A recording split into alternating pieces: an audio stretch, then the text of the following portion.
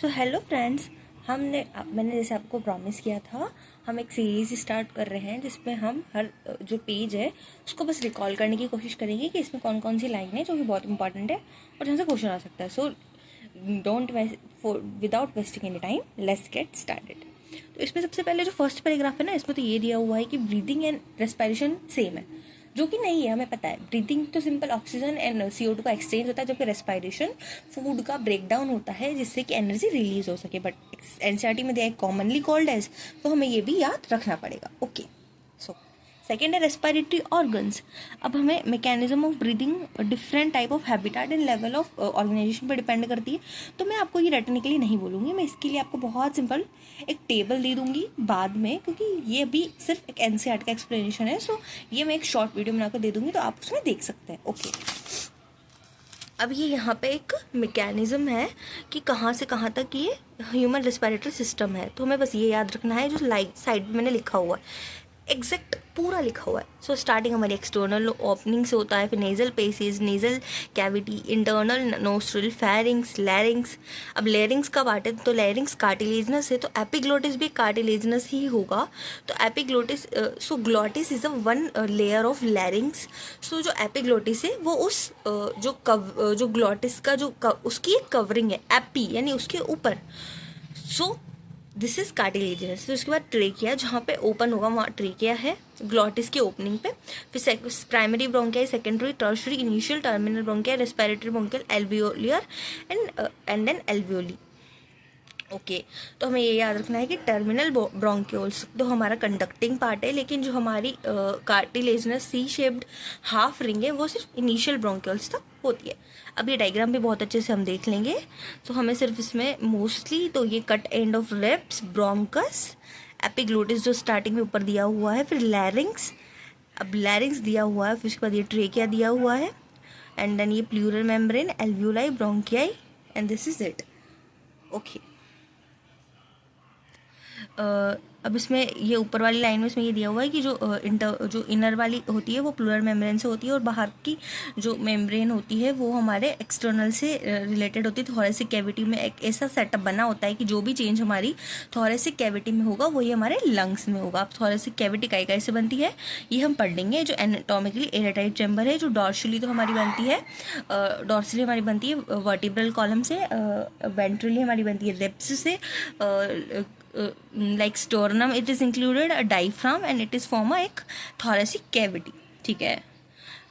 ऐसे है कि वो चेंज हो जाएगा, मैंने आपको बता दिया. रेस्पिरेशन की जो स्टेप्स हैं उसमें सबसे पहले ब्रीथिंग और पल्मोनरी वेंटिलेशन, जिसके थ्रू ऑक्सीजन और उसका एक्सचेंज होगा. उसके बाद सेकेंड एल्वियोलाई लेवल पर वो एक्सचेंज होगा, एल्वियोलर मेम्ब्रेन पर. फिर ट्रांसपोर्ट ऑफ ब्लड होगा, फिर उसके बाद लंग्स में ट्रांसपोर्ट होगा, फिर उसके बाद यूटिलाइजेशन हो जाएगा. बस सिंपल से याद रखना है. सबसे पहले तो नाक से हमने ले ली सांस, उसके बाद एल्वियोलाई आएगा ना, एल्वियोलाई से कट लिया. अब उसको टिश्यूज तक जाने के लिए ब्लड से जाना पड़ेगा, थर्ड स्टेप. अब टिश्यूज तक पहुंच गया, वहाँ एक्सचेंज हो जाएगा. उसके बाद फिर टिश्यूज उसे यूज करके फूड का ब्रेक डाउन कर लेंगे, and respiration is done. Then inspiration and expiration. अब ये एक टॉपिक है जिसको तब समझने की जरूरत है टेबल से, हम डायरेक्टली नहीं रट सकते. इसकी भी मैं आपको ट्रिक दे दूँगी, सो डोंट वरी. ये डायग्राम को बस हमें ध्यान रखना पड़ेगा कि आपको पता है कि हमें वॉल्यूम बढ़ाना पड़ेगा, तभी प्रेशर कम होगा और तभी हमारी एयर अंदर आएगी. तो इसीलिए अंदर की तरफ निशान लगे हुए हैं कि हाँ एयर अंदर आ रही है. और ये जब डायफ्राम रिलैक्स होगा ना तब वॉल्यूम बढ़ेगी. आप सोचो, डायफ्राम ऐसे डोम शेप्ड है, ये डोम शेप्ड है तो वॉल्यूम कम है. अब ऐसे करते वॉल्यूम बढ़ गई. सो हमें याद रखना है कि डोम शेप्ड में वॉल्यूम कम होती है, ऐसे वॉल्यूम बढ़ जाती है. तो ये फ्लैट होगा तब वॉल्यूम बढ़ेगी. फिर अब different type of respiratory volumes दी हुई है. टाइडल वॉल्यूम जो कि 500 ml होती है, वन टाइप ऑक्सीजन में, वन टाइप रेस्पिरेशन में. अब उसके बाद approximately healthy respire 6,000 to 8,000 ml of per minute. Inspiratory reserve volume, कितनी एडिशनल एयर हम और ले सकते हैं टाइडल वॉल्यूम के बाद. तो हम ले हमेशा ज़्यादा सकते हैं, छोड़ कम सकते हैं, क्योंकि हम कंजूस होते हैं ना इंसान. तो 2,500 to 300,000 ml. ठीक है. एक्सपायरेटरी रिजर्व वॉल्यूम कितना हम ज़बरदस्ती और बाहर निकाल सकते हैं टाइडल वॉल्यूम के बाद, कम निकालेंगे। रेजिडुअल वॉल्यूम रखेंगे अंदर इससे भी ज़्यादा, तो याद रखना रेजिडुअल वॉल्यूम से कम होगा, तो ये कितना है 1000 to 1100 ml। रेजिडुअल वॉल्यूम जो कि हमारे लंग्स में रह ही जाएगी, उसके बिना लंग्स कोलैप्स हो जाएंगे, तो वो है हमारे 1100 to 1200 ml। अब इन सबको ऐड करके हमने कैपेसिटीज़ बनाई है। So this includes inspiratory capacity कितना हम ले सकते हैं, no without tidal volume only हम कितना ले सकते हैं। So inspiratory reserve volume plus tidal volume. Expiratory capacity कितना हम बाहर निकाल सकते हैं, tidal volume plus expiratory reserve volume.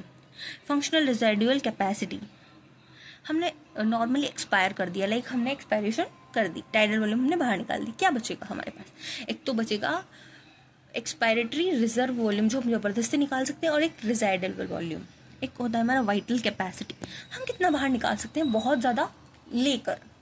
Vital capacity, vitals की हमारी क्या कैपेसिटी है, हम कितना ले सकते हैं, कितना निकाल सकते हैं। रेजिडुअल वॉल्यूम को हम नहीं निकाल सकते कैसे भी, याद रखना, ठीक है। तो हम क्या क्या बाहर निकाल सकते हैं, टाइडल वॉल्यूम तो निकालते ही हैं, एक्सपायरेटरी रिजर्व वॉल्यूम ज़बरदस्ती निकाल सकते हैं, और ज़बरदस्ती लेकर इंस्पायरेटरी रिजर्व वॉल्यूम भी निकाल सकते हैं।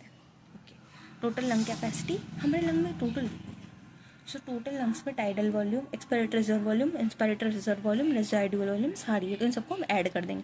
So this is it for the part 1। So if you want second part, so please comment it in the comment box.